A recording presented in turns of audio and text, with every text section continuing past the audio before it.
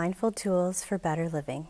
This is Dionisio, and we have Sue Hidalgo here for our episode today, which is the human aura. Thanks, Ellen. I'm so pleased to be here today and able to talk about this, my very favorite subject. When I was a little person, I actually saw these colored lights around people, but I grew up in the Deep South, so this was definitely something that people weren't supposed to do. But it never left me, and I began in my early 20s to take yoga classes, which, by the way, my mom also thought that was a terrible thing. Times have changed, and people have a wide acceptance of yoga in society now. But in yoga, you stretch and you're mindful. And as you are mindful, the human energy field begins to move. And the human energy field is not only our emotions and our mindset or even the soul, but the human energy field is also the physical body. So the entire structure of the human energy field is a structure for eternity.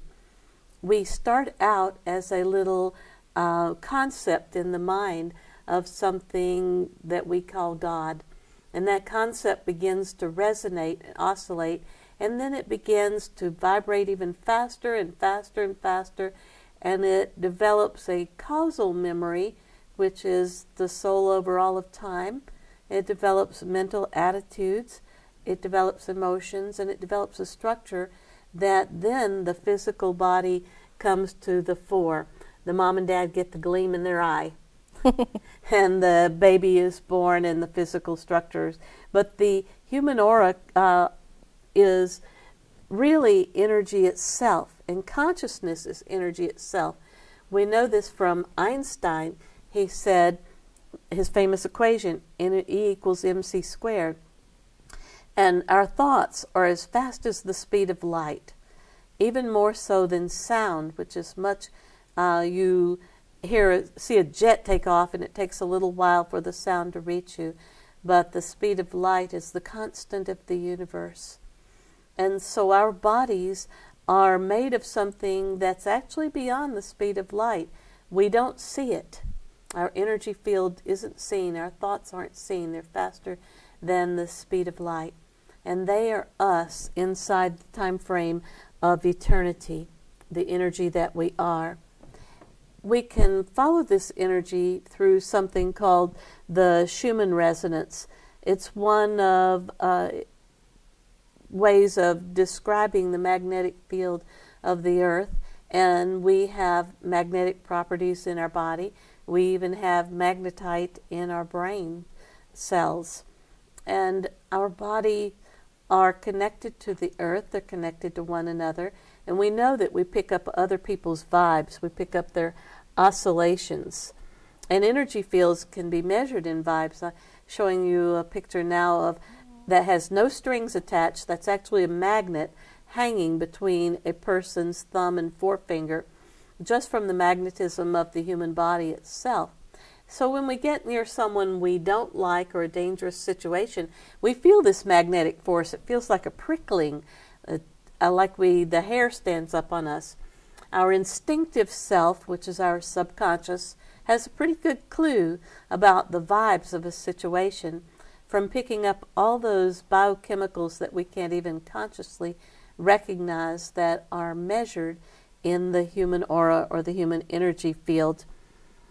So each one of the cells in our body, such as this image here, have this electromagnetic resonance, and this is how a newt regrows its limbs.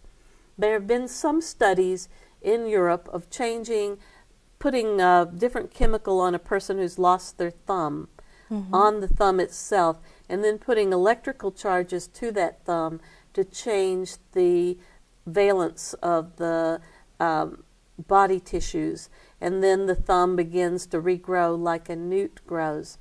So I want to give the idea here that, or make the point here, that the human energy field is not just an aura that's something that metaphysical people made up. It's something that actually could be measured. In my many decades of studying, I've been at this 34 years, I studied with an exercise physiologist whose name is Valerie Hunt. She worked at UCLA, And her job was to test the muscles on people by putting the electrodes on the muscles and measuring the muscle strength or lack of strength. And Dr. Hunt went on to put these leads onto people's parts of their aura called chakras. And she found that you could actually see a resonance, that the solar plexus chakra had an active vibrational rate on a graph line. The third eye, or thinking when a person was at rest, had a resonance of a really beautiful deep blue wavelength and line. And we know this, that when we think, and when we think out of our gut and we're trying to sort something and analyze it, that it feels very different when we think out of our restful connection to a higher power, not only our mind, but our crown part of our energy field becomes this deeper blue, peaceful color. So the human energy field is a field of energy. It moves on the dynamics of fluid principles. Just as water moves in a vortex down the sink drain, so does the human blood in the heart move in a vortex-centered fashion as well. So the whole human energy field is moving in this dynamic flow. It's not one of stasis. And we know that because our feelings change from moment to moment, day to day. Sure. But our mind pretty much stays the same. We have a mindset. And that part of the energy field moves differently from the emotions, which are pretty quick, although many people are constant in their emotional state. So the human aura is a field, and it has principles that can be attributed to any field. How long it lasts. Usually our field lasts until after we die, and then it dissipates. A field also has a motion. Most people's energy fields rotate in a clockwise fashion when they're healthy, and a counterclockwise fashion when they're unhealthy or negative in their attitude. Then the energy field will rotate in the counterclockwise fashion. The aura has all kinds of structures besides the physical body, which is so apparent.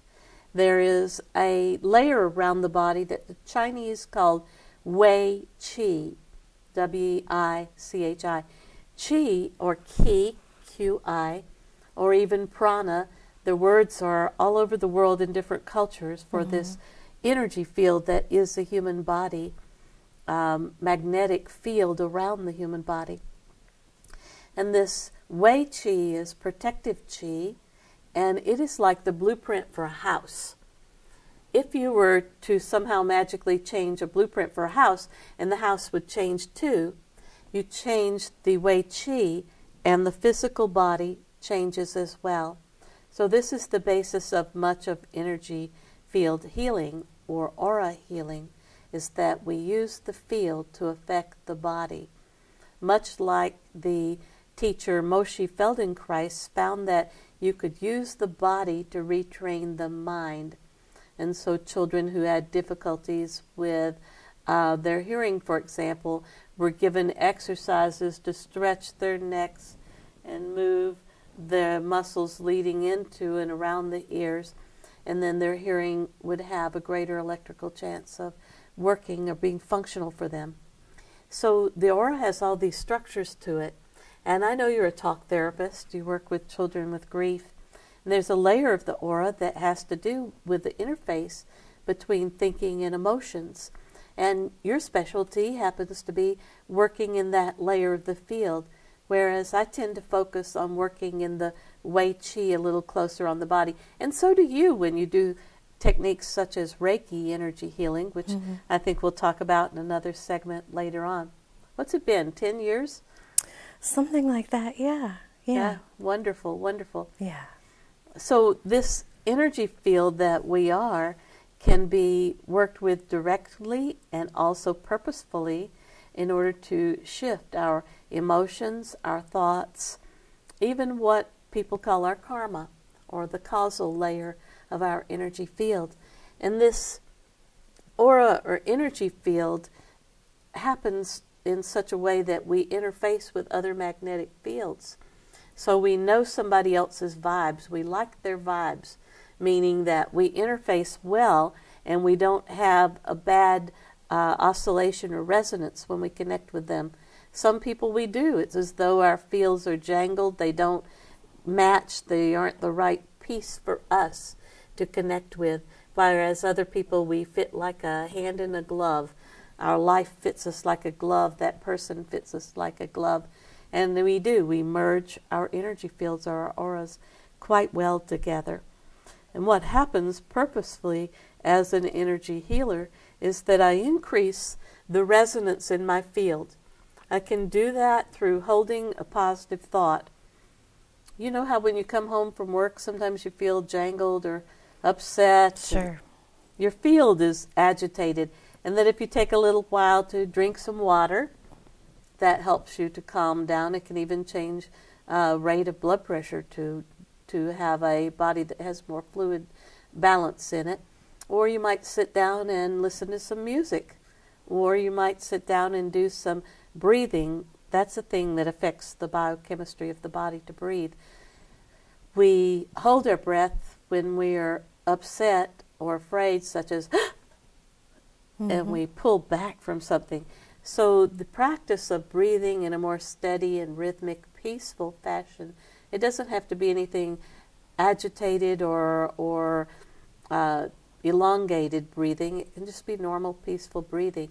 That will change the energy field as well. The other thing that changes our energy fields is our thinking. When you have a bad day, you have a confused energy field. So if I'm going to work on a client, I get myself calm, I drink some water, I think peaceful and positive thoughts, and I get myself aligned with the right frame of mind. And then I can take that right frame of mind and increase it with the thought. One of the first things I talked about, E equals MC squared, and I used the idea that consciousness is an energy field that may be even faster than light, because we don't see thoughts moving, they're faster, but they still exist inside time, the flow of time and space. Our thoughts exist in space. This chair was made from a thought. That table was made from a thought. Everything that exists happens because a thought made it. And then, of course, there's the greatest thought maker of all, the creator of everything. So as I begin to work with people, that's one of the things I want to align myself with, is my feelings about a higher spiritual power that may have this whole world in its hands. So I work with that thought and then extend energy through the palm energy centers, also called chakras, to let the energy flow into people that I'm working on. And here we have a picture of me sending energy into the field of another person. And to those who have an inner sight called clairvoyance, we actually see it. Have you ever looked at anybody and you think you see a faint little blue line around their head? Yeah, I actually noticed when I was little, I would see certain things, and I didn't know. I just thought it was the lighting or something. But now I've been able to develop that a little more, and it's not always there. But certainly when there's, say, if someone's behind, if there's a white background behind them, then I definitely see something. But for right now, we do need to take a break, and we will be right back with Sue and more on the human aura. Why not? I think so. How's everybody doing tonight? Hello. Chrissy, hey. Hey, Alex. How are you? Alex? Alex? Oh. Hello. I'm Mrs. Garcia. We've heard a lot about you. He is cute. Stop. You don't have to be perfect to be a perfect parent. There are thousands of teens in foster care who would love to put up with you.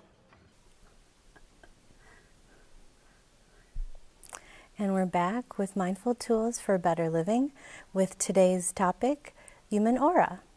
Thanks so much. I want to talk about Kirlian photography for a moment, because I talk about seeing the human energy field, and I talk about that I see it. I've also mentioned Valerie Hunt, who was the UCLA physiology instructor, PhD, who did imaging of the human aura. There are even videos out there of the human energy field. And I began to see it after taking a yoga class. I look up one day and there are no ceilings, no floors, no walls. There are glowing orbs of light where all the people should be. Yeah, that's what I said. Well, I said something that's unrepeatable. And I asked the yoga teacher, what have you done to me? And she says, don't you know what an aura is? And I said, it's the general ambiance of a situation. She thought that was funny. And later, so did I, because the human energy field, the aura, is so much more than that. Kirlian was named after a man who developed this photographic process. And just about every year I have a Kirlian photograph taken of my energy field. And from year to year it changes a little bit. It's usually in the range of the color of your blouse or mine. It's got a lot of purples to it. In the last year it's become very, very white, which tells me I must be getting somewhere that my energy field is moving towards this higher vibration or more positive behavioral aspects. But here I'm showing a picture of myself. I've forgotten when it's from. I think 2007. Okay. A picture of myself and then a picture of my good friend Susan, and then showing how the human energy field blends together. Even in 2007, our energy fields added together. My blues and purples and her greens and whites to make a brilliant white, so that when we work together on other people, this brilliant white light, which holds like a prism, holds all 7 of the rainbow colors in it, moves to activate another person's energy field. So virtually, together we can get virtually anything done. The green shows that she is a physical healer, and the blues and violets show that I'm a more spiritual, talky kind of person. Okay. I had one done, I'd say, maybe 6 years ago, 5 years ago. So I'd be curious to see what it looks like now, but at the time there was a lot of yellow, blue, and green in it. We'll have to have invite a person with an aura camera, which is about a $10,000 piece of equipment, to come. To come and have a party at my office and home, and we'll take some pictures of us. And the Kirlian photography has been around for quite some time. Also have an image here of one of the most famous healers from the 1940s, a woman named Olga Warhol. And Mrs. Warhol was asked to just be at rest and peaceful, and the energy field coming out of her was a fairly diffuse, soft blue and a red. And then she was asked to direct healing energies, and the color switched poles, and the blue became on the top instead of on the bottom, the resting color. The polarity changed, and the intensity and focus on her fingertip changed. She was such a powerful woman. And when you and I use our thoughts, when we decide we're going to get around to something and we're going to do something, then our energy field switches colors as well. It switches its focus from being inward and diffuse to being focused and outward. And we are able to then move out into our life to accomplish quite a bit. So when I began to work on people, I'm not just putting my hands on them, I'm actually thinking about what I'm doing. You and I are both practitioners of a famous healing method called Usui Reiki. It's one of the most studied healing methods in the world. So here's an image of me treating someone, and I'm touching their liver and their gallbladder and sending that Reiki energy into her body systems. And the studies on Reiki show that it has a pretty good effect working on a person, plants, animals, pets. These situations move and change. You also may remember that on the slide I said something about the liver and the gallbladder, that the energy of Reiki itself diffuses and separates into differing qualities in order to work on these qualities in the human body. For example, the stomach lacks contentment in traditional Chinese and Ayurvedic medicine. And so when we are working on the liver, our liver has to do with our angers. Our gallbladder has to do with trusting the choices that we make. And these organs in our bodies also have their own aura qualities that they exhibit. So a trained healer in Chinese medicine might put an acupuncture pin into junctures in the body. For example, the heart meridian, they might put a pin into that for a person who's having troubles with their heart, or a pin into the body on the meridian for the pericardium, which is like the fuse box for the heart. So a energy healer could be working in a variety of technologies. I myself am trained in over 40 different methods, most of them to the level of an advanced instructor. I think it's because I'm a nerd when it comes to energy healing. I just can't stop learning. I love it so much.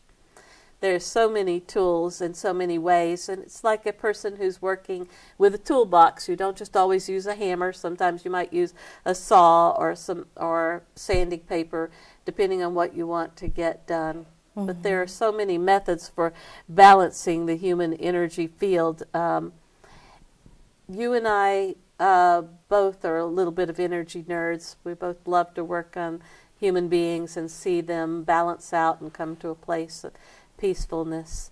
So the aura of one person can affect the aura of another. And even the aura or energy field of a place can affect a person. You and I, when we go up north, we take a breath in and we go, ah, and all becomes right with the world. But it's kind of like the old Winnie the Pooh saying, wherever you go, there you are. Sure. So we might take some people up north and look at the cliffs and they might go, eh. But for the most part, we all respond to these positive vibrations, both in people and situations. And this is how energy field healing is accomplished. The bottom line is that we bring the energy field into a resonance of balance, and that is our goal in healing. It's not to necessarily take problems away, it's to bring balance. Although there are methods of healing that are radiant, that put energy in, and magnetic, that take energy out, by and large, almost all healing tools are about creating a sense of balance so that the body regenerates itself. It's like the three little pigs. You can huff and puff, but can't get some people to become balanced unless they're really interested in it. But you relax, do your best with the tools that you have, and I think you'll find that incredible shifts can happen in the human energy field, the aura, from many modalities. The talking therapy that works on the mental emotional level, the acupuncture I mentioned before that works on what's called the etheric level, or tools such as Usui Reiki healing, which I hope we'll talk about that in the future. Yes, I'd love to. Thank you. And the Usui Reiki also works in the etheric and in the emotional and in a layer called the causal. All the layers of the aura interpenetrate one another. They're not just like those little Russian doll egg boxes that fit one inside the other. Yeah. They do fit one inside the other, but they also interpenetrate. So they're not necessarily Newtonian physics. The energy field more aligns with the fields of quantum physics. And there are many wonderful writers who are talking about this. There's so much information that now this study of the human energy field is something that the National Institute for Health, for example, has a wonderful study of Usui Reiki in its second phase of development at U of M. Yes. So clinics, hospitals are now more and more open to energy field as complementary, not alternative, but complementary alternative healing works. And all of these fields of healing or methods of healing work somehow or another on the energy field to change the electromagnetics of it. You know, I teach at a massage school in this area, and one of the things that I teach there is Usui Reiki healing, which is energy healing. And it's become very widely accepted in the field of hospice care to gently help change the pain response so that the person becomes more balanced in the process of living or the process of dying, which is also a natural process. The energy field disintegrates and goes back to that which made it when it begins the process we call death or deathing. There's a whole field of studying how people's energy reworks itself in the dying process. It's just fascinating. But right now we're interested in keeping the people healthy. Yes, of course. And keeping them vital and young. But there's so many ways that I've used my knowledge of the human energy field and technologies that change it to help people have a more balanced and fulfilling life. I know that I've worked on you some in the past, and I know that you've felt some of the results from that, and you understand what I'm saying when I say that the goal of this kind of work is to bring about balance in a person. Many people say if I just came to see you and I laid on the table for half an hour, listened to some nice music, of course I'm going to be relaxed when I'm finished, but other things happen when I'm working on a person. The energy field moves kind of like a 1960s lava lamp. And I'm finding that my current clients are really adept at this. I'll say to them, did you feel that movement? And they'll say, yes, I felt something move towards my feet. And in my clairvoyance, my ability to see the human energy field with my mind's eye, I actually saw something red move off their body in a blob. And that red thing may have been their anger with their brother at a younger age of life that was stuck to them like magnetic filings stick to a magnet. Energies can stick to the human aura over time and create quite a bit of dissonance. I talked about different parts of the body and the internal organs standing for different issues. I recently hurt my elbow, and the elbows are about having our boundaries and having our space around us. And I was in a situation in my world where I was having to put up with some people I didn't really particularly want to put up with at that time. Even as nice as I am, the body still does what it does and let us know that it's talking to us all along.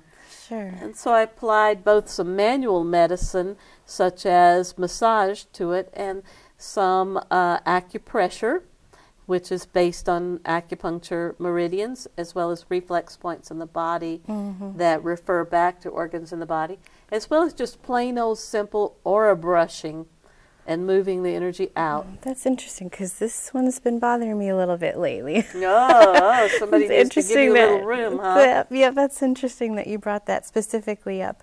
But I also recall when you've worked on me before, I believe you were at my right foot, and I felt it all the way up my leg. Oh yes, the Tibetans are masters at energy flow. We're just talking about this in the Western world, but the Eastern world's where we get all the words for the human energy field work, and they are quite masters. And they say the body is full of figure-8 flows, and I study those and work with them. Well, unfortunately, we've run out of time at this point, so I'd love to have you back, and maybe the next segment we can do Reiki. I'd love to. Thank you so much for having me today. Thank you so much, Sue. So this is the conclusion of the Human Aura episode of the Mindful Tools for a Better Life. Thank you for watching. And thank you. Let's do some Reiki.